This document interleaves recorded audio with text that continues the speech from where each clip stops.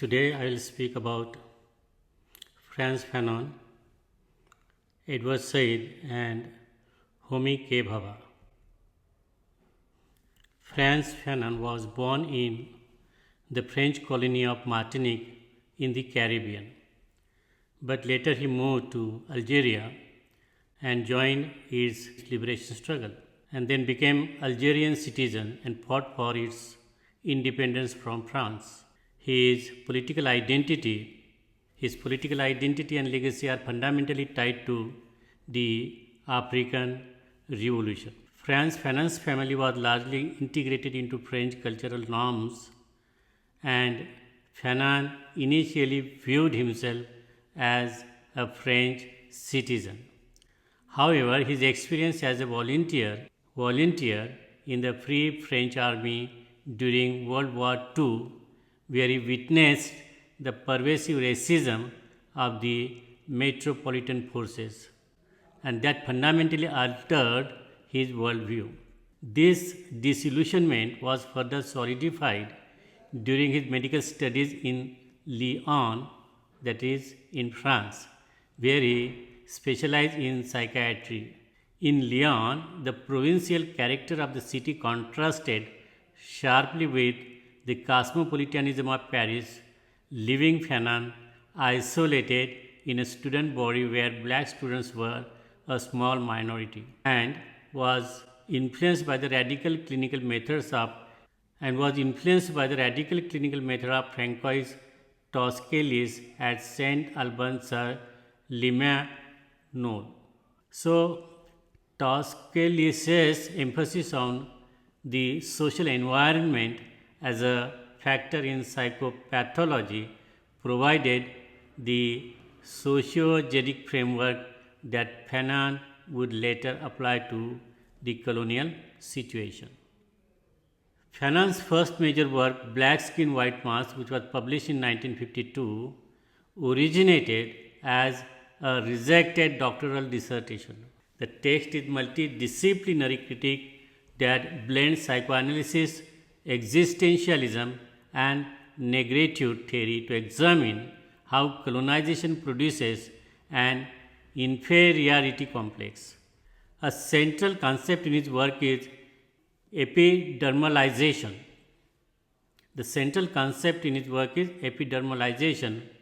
That is, the internalization of racial hierarchies based on skin color.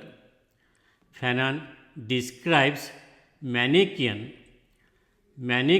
structure of the colonial world, where whiteness is synonymous with the virtue, beauty, and rationality, while blackness is relegated to the animalistic, primitive, and the evil. This leads to the process of lactification, that is, a neurotic desire among the colonized to whiten themselves through the acquisition of the French language or through relationship with white individuals. Wretched of the Earth, which was published in 1961, is a seminal work on the psychology of colonialism and the necessity of decolonization. Here are the core arguments which are presented by Franz Fanon himself. The violence of decolonization. Fanon argues that since colonialism was established through systemic violence, it can only be successfully dismantled through reciprocal violence. He seems to justify violence for liberation of the black people. Psychological liberation. For the colonized, using force is not just a political tactic, but a cleansing force that restores self-respect and sheds the inferiority complex imposed by the oppressor. The pitfall of national consciousness. Fanon warns that after independence, the local bourgeoisie middle classes often simply replaces the colonial masters, maintaining the same exploitative structures. The role of peasantry.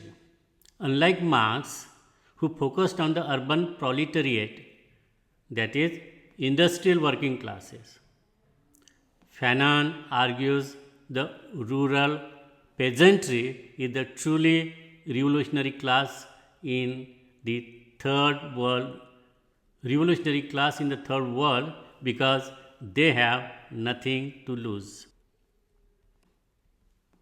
Lumpen proletariat potential. He talks about that. Lumpen proletariat potential. The lumpen proletariat is a term originally coined by Marx himself to describe the underclass of society, those who fall below the working class and lack political or class consciousness. While Marx generally viewed them with suspicion, revolutionary thinkers like Frantz Fanon in The Wretched of the World saw them as a vital force for change. Vital force for change. For him, they are the segment of the population that is permanently unemployed, displaced, or living on the margins of the economy. He identifies the urban displaced, that is, the lumpen proletariat, as a spearhead for revolution if properly organized. National culture. This is a very important point that Fanon is making. What he is saying, Fanon asserts that a true national culture is not found in ancient traditions but in the active struggle of the people for freedom.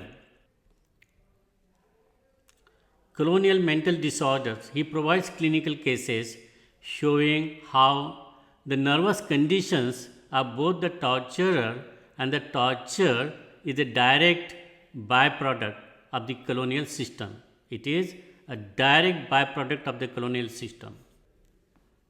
Colonial mental disorder. Fanon provides clinical cases showing how the nervous condition of both the torturer and the torture is direct byproduct of the colonial system. Now coming to Edward Said. Edward Said, one of the most important thinkers, or one of the most specifically post-colonial thinkers. He was born in 1935 in Jerusalem. The location is very important as far as his works are concerned. Jerusalem, then under the British mandate. His father, William Said, was a businessman with US citizenship, which eventually allowed him and the entire family to relocate to the United States. Said's childhood was defined by a sense of being out of place, a theme he explored in his 1999 autobiography. Educated at elite English language schools like Victoria College in Cairo and Northfield Mount Hermon in Massachusetts, Said attained fluency in English, French, and Arabic. His academic background in English literature at Princeton and Harvard focused initially on the works of Joseph Conrad, whose ambivalent relationship with empire became a recurring subject in Said's later work. Joining the faculty at Columbia in 1963, Said rose to become a university professor of English and comparative literature, a position from which he launched his most influential critique. One of the most important work by Edward Said is Orientalism, which was published in 1978. Orientalism redefined the term as a critical concept used to describe the West's contemptuous and stereotypical portrayal of the East. Said argues that Orientalism is a distribution of geopolitical awareness. When he says Orientalism is a distribution of geopolitical awareness, he means that ideas about the East, that is the Orient, are not created in just one place. They are spread across many kinds of writings like novels, poems, history books, travel writing, academic studies, dictionaries, political speeches, and many more. All these texts together carry political ideas about power between the West and the East. In other words, literature, scholarship, and even language studies quietly reflect Western political control and dominance over Eastern countries. When Sai says that these texts create Manichaean duality, he means they divide the world into two opposite sides. Two opposite sides, that is, one side is the West, which is considered to be the rational, civilized, modern, strong, and superior, and other side is the West, irrational, backward, emotional, weak, and inferior. Said's methodology was heavily influenced by Michel Foucault's notion of power and knowledge. He contended that Western scholarship was never neutral. Rather, it was tied to the imperialist societies that produced it. By portraying the Orient as static, irrational, and incapable of self rule, Western academics and writers provided the intellectual justification for colonial governance. Culture and Imperialism, which was published in 1993. So, Western novels, Said argues, Western novels and arts were not innocent but actively supported imperial ideology. Further, colonialism shaped the very structure of the European canon, not just its themes. Resistance to empire is also cultural, producing new identities and counter narratives. Said critiques both Western dominance and post colonial nationalist elites. He advocates contrapuntal reading, that is, interpreting texts alongside the colonies they erased. The West and its former colonies now inhabit a single interconnected global reality.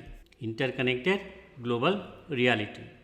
Another work is The Question of Palestine.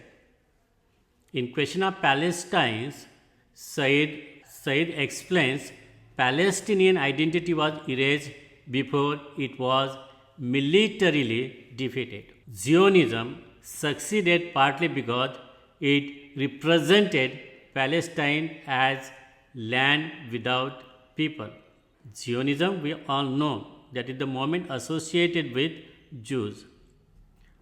Western support for Israel rests on Orientalist views that deny Palestinian humanity. This is very convincing argument Said is making. What he is saying, the Palestinian struggle is not terrorism but a nationalist movement for self-determination. The Oslo Accord treaty failed because they did not address sovereignty or rights. Edward Said insists that peace requires recognizing Palestinians as political people, not just refugees. And the next important work is covering Islam. So, this work is about Islam in Western media. This work explains how Islam in Western media is distorted and used to explain away complex politics. Coverage serves power. Experts are chosen based on political loyalty and not expertise. Terms like Islamic fundamentalism obscure economic and colonial roots of conflict.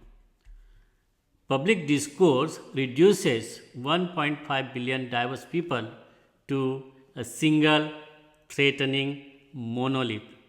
Said distinguishes lived faith from the manufactured Islam of Western commentary. The problem is not ignorance, he says.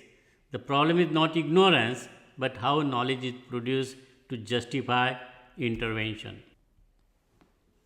The next prominent figure that try to figure out his concepts, Homi K. Bhabha. These are the prominent works by him. The Location of Culture, 1994, Nation and Narration, 1990, and The Right to Narrate. He has also written numerous influential essays, including Of Mimicry and Man, Signs Taken for Wonders, and Dissemination. So, there are certain important concepts which he examined in his works, and these are, hybridity, mimicry, in between spaces. We'll try to figure out all of them one by one. Hybridity. So, hybridity is the mixing that happens when colonizer and colonized cultures meet. They encounter, they confront. The colonized take things like language, clothes, or laws from the colonizer but change them to fit their own ways. This is important argument. This creates something new and mixed. Homi K. Bhabha says this confuses the colonizer because nothing stays pure or under full control. Hybridity becomes quiet form of resistance. It becomes a quiet form of resistance.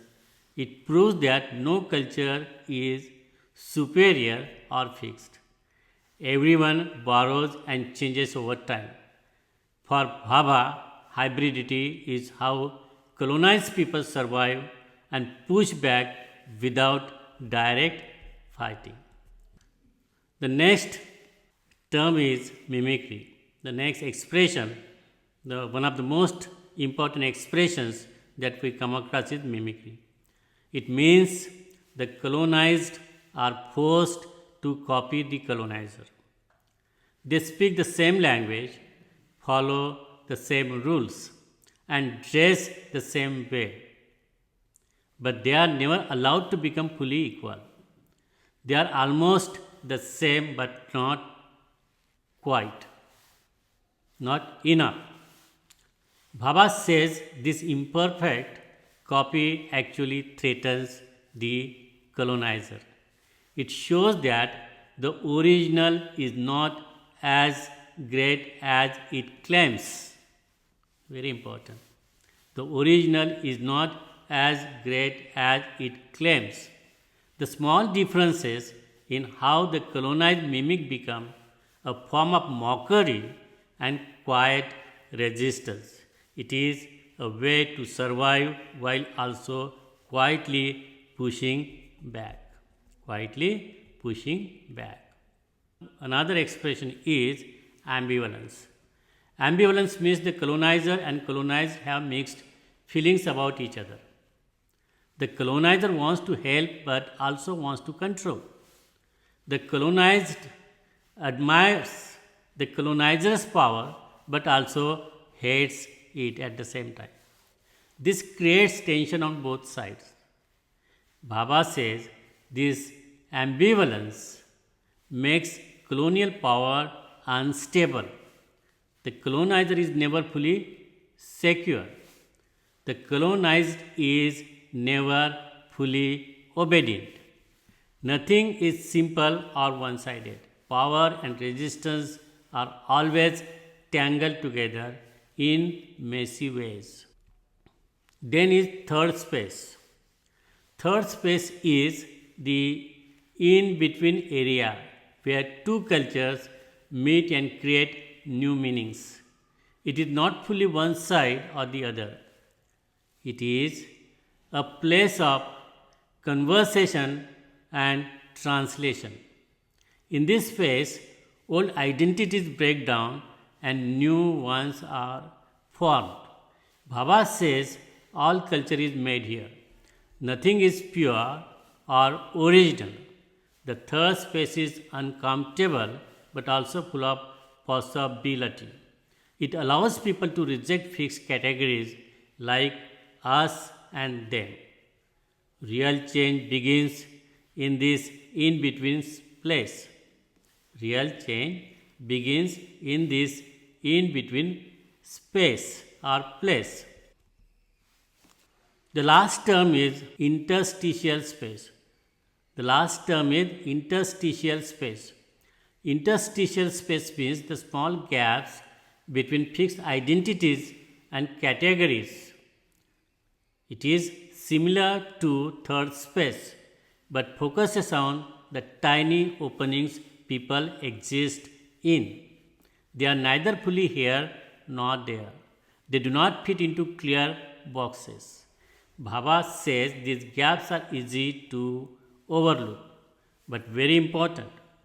In these in between spaces, old rules do not fully apply. People can invent new ways of being that challenge both sides. People can invent new ways of being that challenge both sides. Change does not always come from big events. Often it starts quietly in these small hidden gaps. Conclusion. The intellectual transition from Fanon to Said to Homi ke Bhabha mirrors the broader shift in the humanities from structuralism to post-structuralism and from materialist politics to cultural studies. Fanon's colonized subject is one of Pisiparasness, that is, a split identity caused by the traumatizing contact with the white world. For Fanon, the solution is radical. Violent break that allows the African self to return to its original source. In contrast, Bhabha views this split as a permanent and even productive feature of post-colonial identity. Bhabha argues that the deconstruction of all fundamentalist claims, whether racial or cultural, allows for the emergence of new unnamed subjectivities. Said's approach is more concerned with the representation of the subject than the subject's internal psyche. Edward Said argues that Oriental must be given a voice to replace panoramic visionary landscape created by Western historians with a focused, complex history. This requires a rejection of biological generalization and a move toward narrative rather than vision. The progression of post-colonial theory has not been without its opponents, detractors. Critics of Fanon often point to this explicit call to violence, which some regard as barbaric or outdated.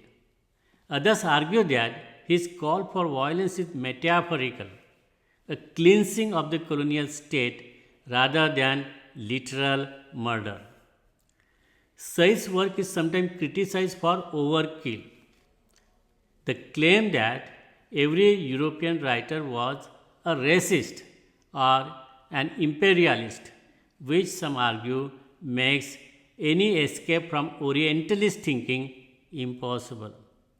Bernard Lewis and others have disputed his claim of a hidden political agenda within the entire history of Orientalist scholarship. Bhabha faces critics regarding his lack of concern for the material, economic, and political exploitation of colonization. Some scholars argue that his third space is purely cultural project that facilitates mental liberation but fails to address the unequal access to resources in a globalized economy. Furthermore, his emphasis on hybridity has been seen by some as whitewashing cultural differences and replicating assimilationist policies. The collective impact of Fanon, Said, and Bhabha has created a robust framework for analyzing the global South and its ongoing relationship with the former imperial power. That's it. Thank you.